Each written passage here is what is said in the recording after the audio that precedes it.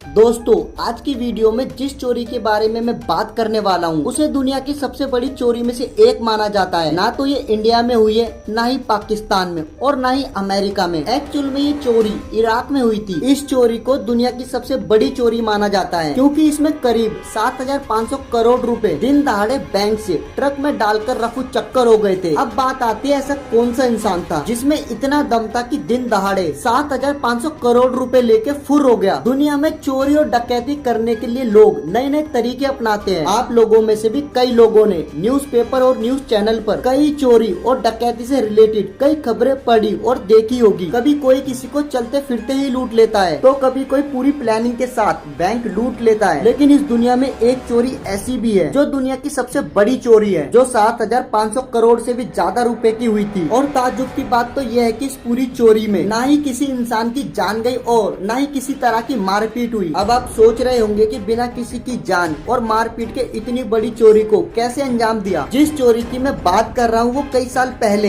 Iran में हुई थी। उस टाइम वहाँ के राष्ट्रपति सद्दाम हुसैन थे। अगर तुम 2003 में थोड़े समझदार थे तो आप जानते ही होंगे कि सद्दाम हुसैन देश के कितने बड़े तानाशाह हुआ करते थे। सद्दाम हुसैन और किम जोंग में काफी सिमिलैरिटी थी और उसी तानाशाह सद्दाम हुसैन के देश में ही इतनी बड़ी चोरी को अंजाम दिया गया था। अमेरिका और इराक उस टाइम दुश्मन हुआ करते थे। उस टाइम अमेरिका ने इराक पर हमले की पूरी तैयारी कर ली थी और डकैती के कुछ घंटे बाद ही अमेरिका ने हमला कर दिया। अमेरिका ने उसी दिन इराक पर खूब बमबारी की थी और सद्दाम हुसैन पर शिकंजा कसा था। ये चोरी भी अमेरिका के हमला करने के कुछ टाइम पहले हुई थी। दुनिया की सबसे बड़ी चोरी और किसी ने नहीं बल्कि सद्दाम हुसैन के बेटे कुसै ने ही की थी। हुआ यूँ कि सद्दाम हुसैन का बेटा बगदाद में जो इराकी सेंट्रल बैंक था वहाँ गया और वहाँ जाकर बैंक के हेड को एक पर्ची देते हैं और उस पर्ची पर लिखा होता है सेफ्टी की वजह से बैंक का सारा पैसा राष्ट्रपति ने दूसरी सेफ जगह पे ले जाने का आदेश दिया है। उस टाइम सद्दाम हुसैन से पूरा देश डरता था। बैंक में पर्ची सद्दाम हुसैन का बेटा लाया था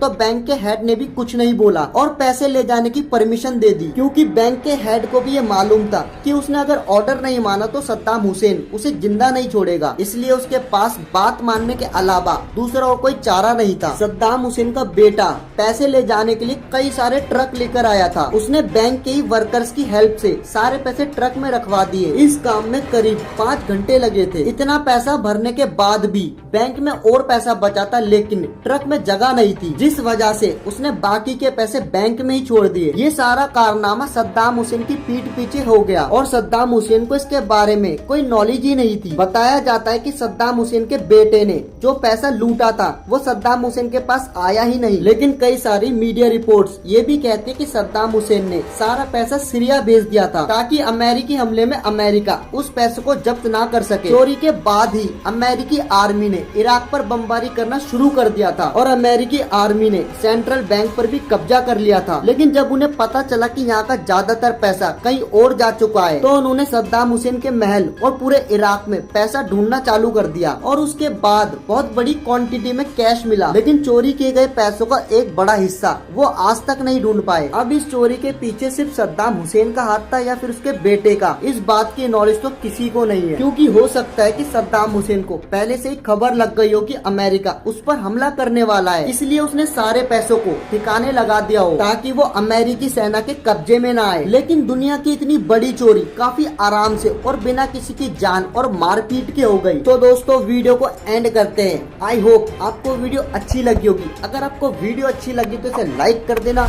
और मुझे कमेंट करके बताना आपको वीडियो कैसी लगी। अगर YouTube पे ये वीडियो देख रहे हो तो चैनल को सब्सक्राइब कर देना और Facebook पे देख रहे हो तो प्लीज यार फॉलो कर लेना। बाकी मिलता हूँ नई वीडियो में, तब तक के लिए बाय बाय।